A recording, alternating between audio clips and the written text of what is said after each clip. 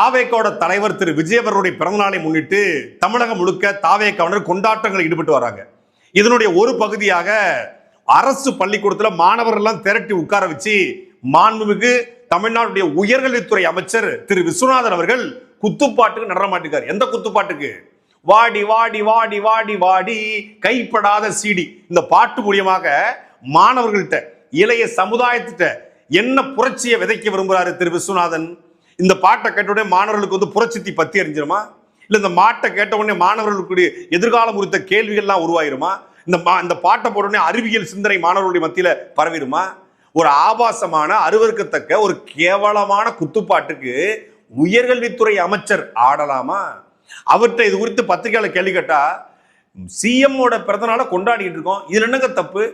இளைய தலைமுறை யுவதிகள், இளைஞர்கள் இந்த பாட்டை போட்டாங்க, நான் அதனால நான் ஆடினேன், இதுல என்ன தப்பு இருக்கு அப்படின்னு சொல்லி அதுக்கு வியாக்கியானம் பேசுறாரு.